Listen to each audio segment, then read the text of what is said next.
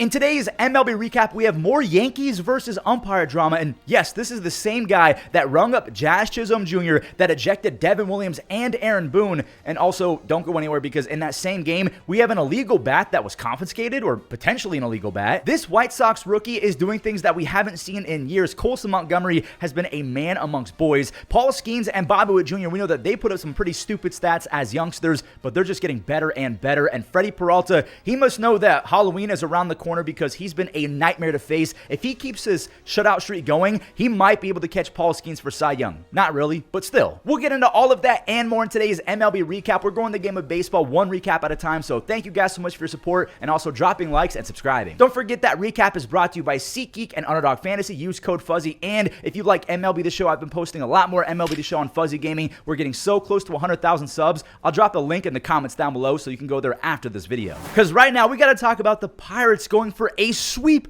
of the Dodgers, and Paul Skenes, he's trying to get his ERA back under 2. Now, Blake Snell, he had his worst go-around at being a pitcher in a long time. Tommy Pham, wait, do I see the name Yorke coming up? I look at box scores while I script, right? So Nick Yorke, he is one of my favorite prospects in baseball, and he's been that way for a while. He smoked a double after Tommy Pham and Brian Reynolds did their thing, so that is a 2-run double for Nick Yorke. He could be a perennial 20 home run, 20 stolen base guy with Gold Glove defense, and now it's Paul Skenes time. We have all 8 strikeouts coming your way. There was a fastball, more fastballs, sweepers, more sweepers. I think back to the fastball. I don't know if that was a changeup or not, and then he went back to the fastball, and then another fastball. He's down to a sub-2 ERA again. He has a 1.98 ERA, and this is after having a 1.96 ERA last year. So in his first 306 big league innings, he has 365 strikeouts with a 1.97 ERA. That is just ridiculous. Mookie Betts hit his 15th home run. It's been a down season for him. The Dodgers found a few more, but now it's a save opportunity for Colin Holderman, who eventually got it done. So that is a clean sweep, and Skenes is over 500. He is 10-9. The Cy Young race is all but over. I'm going to knock on wood.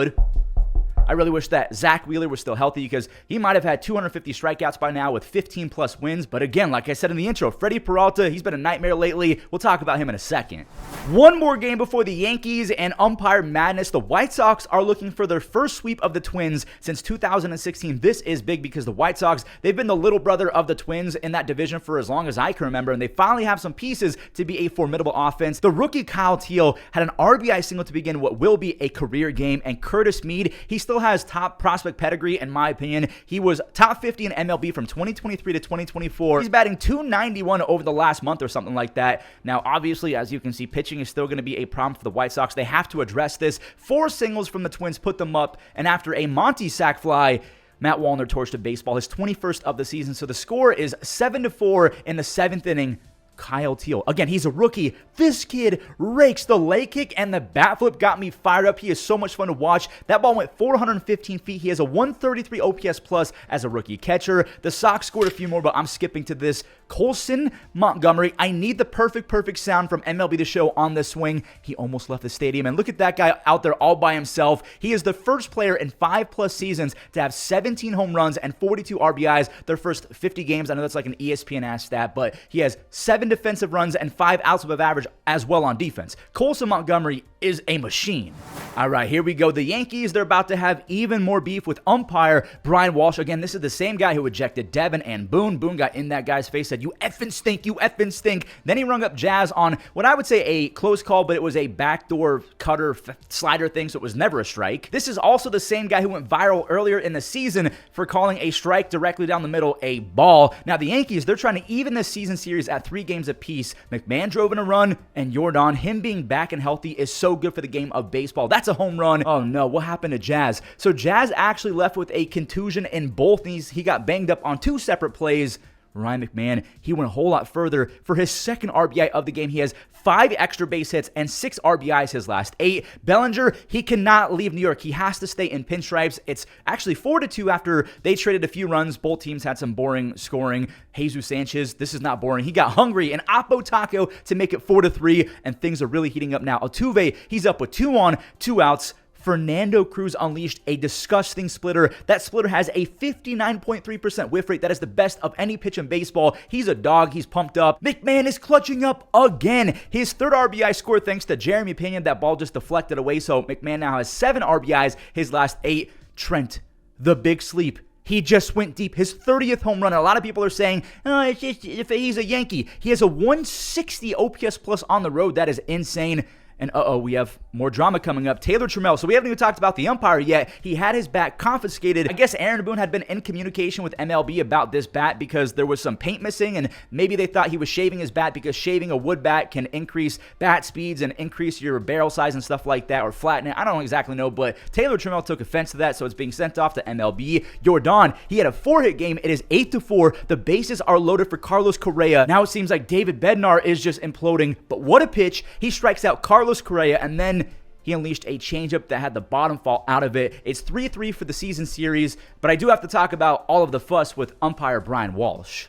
Earlier in that game, we're in the 6th inning. Altuve, he lined one to Ryan McMahon that he clearly, clear as the waters of Bora Bora. It was a catch and drop on the transfer. Brian Walsh called it a drop. Aaron Boone, he had to basically go Bruce Banner in this thing and hold the Hulk in because you could see him wanting to erupt, pause. But MLB, they might have to step in and do something. Investigate Brian Walsh's bank statements or something like that because the dude has to have been paid off by the Astros. I've never seen a guy with a literal vendetta. I'm obviously stating opinions. I don't actually think that he's being paid off by the Astros, but I mean, come on, Brian Walsh, what are we doing? Now we have people going through his personal life saying that he's a Red Sox fan, getting some payback. Brian Walsh, clean it up, buddy. So those two teams, the Astros and the Yankees, we know they basically have the playoffs in the bag. The Royals, they want to play in that crisp October air as well, and they are I don't know if they're so close now because Luis Rengifo's 3-run home run quieted the crowd. A loss here pushes the Royals back to 3 games of the Mariners for that final wild card spot. Adam Frazier, I don't know what's gotten into this guy ever since he went back to the Royals because he stunk it up with the Royals just last year. His 1,000th career base hit is a big one. Vinny, he has 29 home runs and 96 RBIs. I don't know why I'm so obsessed with tracking his RBIs, but he's 4 away from 100 for the first time in his career. Salvi, we are tied up. He went golfing. If you guys want to see a real-life example of why having leg strength is so important, I mean, look at that swing right there. Salvi is 3 home runs away from 300 for his career.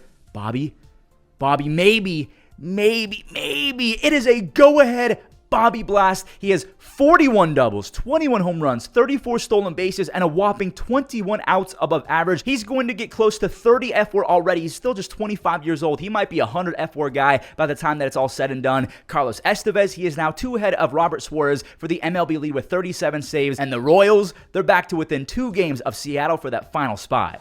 Ranger Suarez and Freddy Peralta went to rust or high rise with the radar on like this was a legit 1v1. Neither of them allowed a run to cross home plate. Freddy, he had back-to-back strikeouts in the 4th, but he was in a heap of trouble after walking Kepler to load the bases. But this is 2025 Freddy we are talking about. He's back to being a nightmare. He hasn't allowed a base hit in almost a month. He blows it past Alec Boehm, so he's out after striking out 8 over 5 scoreless. His scoreless streak is up to 29 consecutive innings. He has a disgusting 6.2 hits per 9 and 176 strikeouts in 158 innings. Ranger Suarez on the other side was just as good. He scattered 6 base hits and struck out 4 over 6 scoreless. He's getting ready for the postseason. Ranger Suarez is as good as it gets when it matters the most. Alec Boehm atoned for his strikeout earlier. He tripled ahead of Trey Turner, who is now 3 base hits behind Bo for the lead in MLB in just terms of base hits. He has 174. Bo has 177. Ranger is now in line for his 11th win, and he's going to get it because my friend Bryson Stott had an insurance RBI double. Bryson is hitting 325 with a 910 OPS his last 25 games.